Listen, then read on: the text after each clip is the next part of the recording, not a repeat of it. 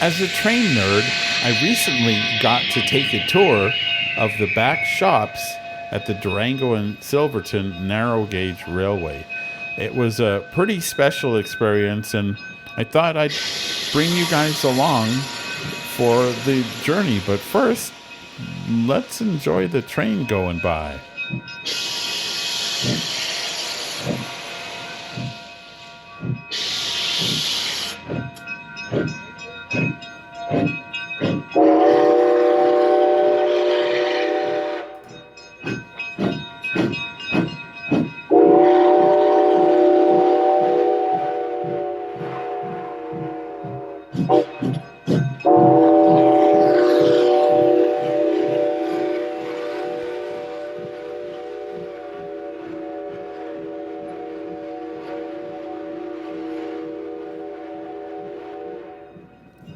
As you can probably tell, the camera was on a tripod. I was not this close to a moving train.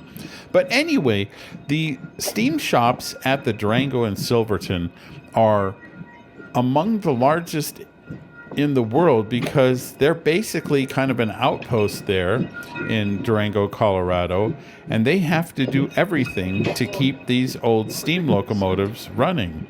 And our host, Will, who is one of the members of the shop there, gave a great tour explaining a lot of how their operation works.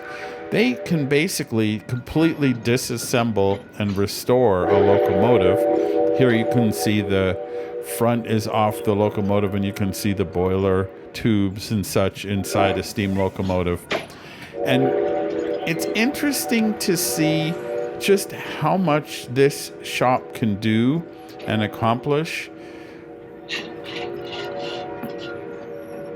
So this is inside the actual boiler of a locomotive, or that's the boiler tubes there. The front, the smoke box is where we are. Pretty interesting stuff.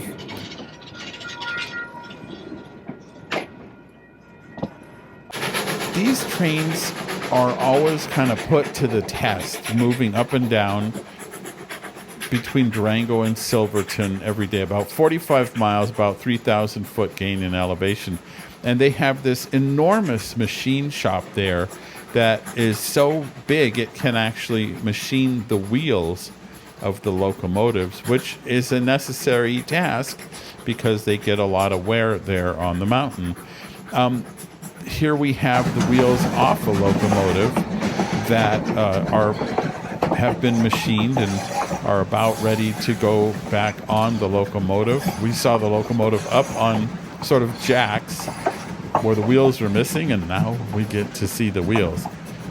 It's amazing when you think they still are using a roundhouse here because they have so many steam locomotives that need to go in and out. And you might think, well, you know, these old steam engines are reliable and durable, and they're pretty, you know, they last a long time. They kind of do, but they always need maintenance. And here we're stopping for water. They have to feed them oil because they are now all converted to burn oil. It used to be coal, but coal is more difficult to get, and they actually burn used motor oil. In the inset, you can see the locomotive actually kind of up on jacks, and the wheels are off, and those are the wheels we saw earlier. But here we stopped. Last year, we went on the Durango and Silverton in celebration of our 20-year wedding anniversary, and here you see the fireman or the fire person getting water and feeding the locomotive. And you're always feeding the thing water, and they burn used car engine oil basically to create the steam. So it's a constant process. There's always maintenance on these old things. And another thing that they have there is a car barn where they also can rebuild the passenger cars. And here's one where they basically have taken the end off of it, and they're rebuilding the whole end of the car. So these cars just look beautiful that you're riding on, but takes a lot of work to keep them running too. And as I said, last year we did our 20-year wedding anniversary, had a lot of friends and family there, And our niece, who's a really terrific lady, she was our officiant, and we actually got married right on the train. And it was a whole rail car full of friends and family and 3 randos. So that was interesting. So you might say, is it expensive to keep these old trains running? And yes, for example, this is a pallet of basically steam valves, and that's $250,000 worth of valves sitting there. So in combination with all the oil that they burn and the maintenance and the people that make it work, it's expensive.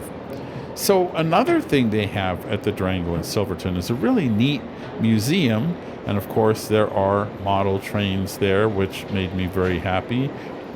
But they have all kinds of old nods to transportation and such. So really neat tour. It's amazing to see what they can accomplish right there in Durango. And they're constantly working on these old locomotives all year long, basically. And, takes some work. Anyway, we have a written story with this, with some more pictures at our home on the web, as well as discounts, deals, helpful tips, and a weekly podcast. I gotta. I always have to ring the bell.